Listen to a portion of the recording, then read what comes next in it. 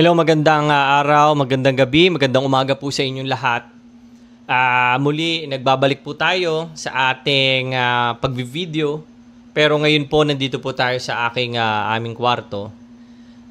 Gusto ko lang po kayo i-update kung bakit medyo, hindi tayo nakakapag-upload ng ating deliveries.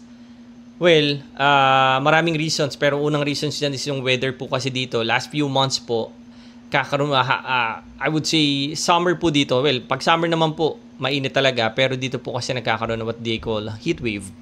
Heat wave po dito yung masakit masyado yung init sa balat ng tao.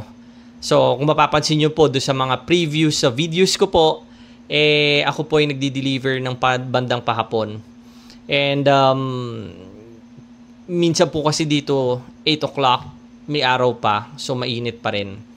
So, instead of going out, ako naman po ay nakakalabas lang o nakakapag-deliver lang tuwing si Mrs. ay day off. Para siya naman po yung in charge dun sa mga bata. Na meron po ako maliit na bata, no? Baby. So, instead of going out at naiisip ko mainit, nag-spend na lang po kami ng time as a family. Yun na lang po ang ginagawa ko. Yun na lang po ang ginagawa namin. Kaya po, hindi po ako nakakapag-upload. And also, meron din po akong binuo o create ng bagong YouTube channel, what I called Molly in the Tub. Ito po yung adventure. Ito po yung aking pagbuo or pagbreed ng ornamental fish, which is yung mollies. Meron din pong swordtails, na para po magkaroon tayo ng hobby dito sa ating lugar. And eventually, kung dumami, hopefully po, maging business din po natin. Yun naman po yung talagang plano natin.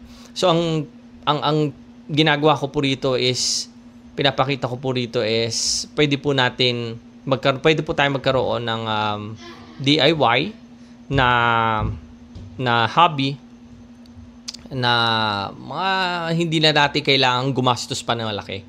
So, if you have time po, please subscribe na rin po. Papakita ko po yung screenshot ng ating isang channel na Molly in the Tub dito. So, yun lang po. I think those are the reasons. Pero, ang kaya ko lang po kayo in-update is para hindi rin po kayo magulat na bigla akong mag-post ng ating deliveries na parang ang tagal-tagal na hindi ako nakakapag-upload. So, yan, bumabalik na po kasi yung panahon dito na malamig at eventually, I'm sure na makakapag-post na po ako ng ating deliveries using our e-bike and our fixed gear bike. So, yun lang po. Maraming salamat po. I hope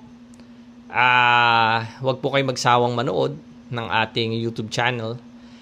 At subaybayan nyo pa rin po yung bawat upload ko dito sa ating YouTube channel. Maraming salamat po. Yun lang po. Stay safe. Always pray. God bless. Bye!